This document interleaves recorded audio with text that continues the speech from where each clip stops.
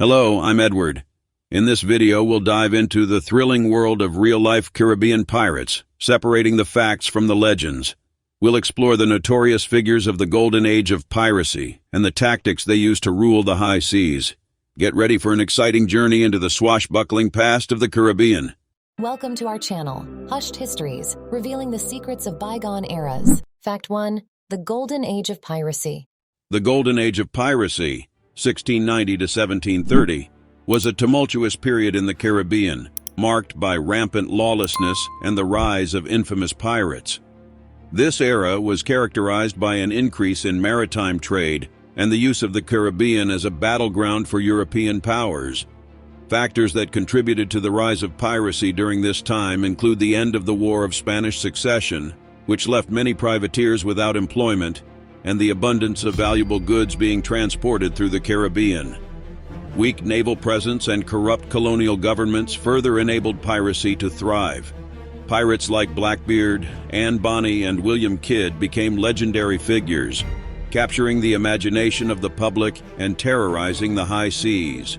Ultimately, increased naval patrols and the introduction of harsh anti-piracy laws led to the decline of piracy in the Caribbean, marking the end of the Golden Age. Fact 2. Notorious pirates. During the Golden Age of piracy, several notorious pirates made their mark on history through their daring exploits in the Caribbean.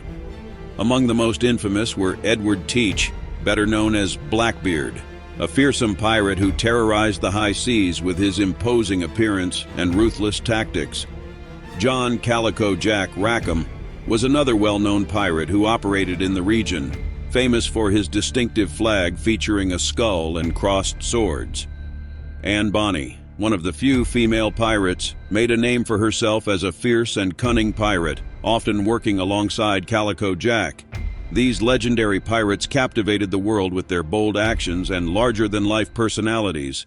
Fact 3. Pirate code and hierarchy. In the heyday of piracy, pirate crews adhered to an exceptional set of unwritten rules and a distinct hierarchy, collectively known as the Pirate Code. This code was designed to maintain order and discipline among the pirates, ensuring that everyone had a fair share of the loot and a voice in decision-making. Each crew had its own version of the code, but common elements included the election of a captain and quartermaster, the division of spoils, and punishment for crimes such as theft or cowardice. In fact, pirate ships were often more democratic than other vessels of the time, with crew members having the right to vote on matters of importance and even depose an unpopular captain. Fact 4. Pirate havens and strongholds. At the height of the piracy era, the Caribbean Sea harbored numerous notorious pirate havens and strongholds, providing refuge and ample opportunities for loot. Tortuga, an island off the coast of Haiti, was a notorious pirate base in the mid-17th century, where buccaneers and privateers found refuge and a place to trade stolen goods. Port Royal, located in Jamaica, was another famous pirate haven and a bustling center of trade and commerce, attracting pirates from around the world. Nassau, the capital of the Bahamas, became a pirate stronghold during the early 18th century, serving as a base for many pirate crews and a hub for their illegal activities. Fact 5. Pirate tactics and weapons. Throughout the zenith of the piracy era, Caribbean pirates utilized an array of strategies and armaments to capture vessels and plunder their precious cargo. Pirates often utilized stealth and surprise to their advantage, approaching their targets under the cover of darkness or flying false flags to deceive unsuspecting crews. Once within striking distance, pirates would unleash a barrage of gunfire and cannon fire to intimidate and weaken their prey. Boarding the enemy ship, pirates brandished an array of weapons, including cutlasses, pistols, and muskets, to subdue the crew and take control. Pirate ships were typically fast and maneuverable, equipped with numerous cannons and reinforced hulls to withstand damage during battles. These tactics and weapons enabled pirates to effectively dominate the Caribbean and strike fear into the hearts of their enemies. Fact 6. The decline of piracy. The decline of piracy in the Caribbean can be attributed to several factors that changed the dynamics of the region in the early 18th century. The increased naval presence of European powers, such as the British Royal Navy and the French Navy, played a significant role in suppressing pirate activities.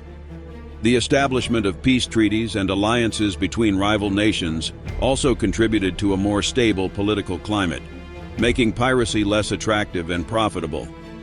Furthermore, the introduction of stricter laws and harsher punishments for piracy deterred many from continuing their criminal pursuits. The combination of these factors ultimately led to the end of the golden age of piracy and the eventual disappearance of pirates from the Caribbean.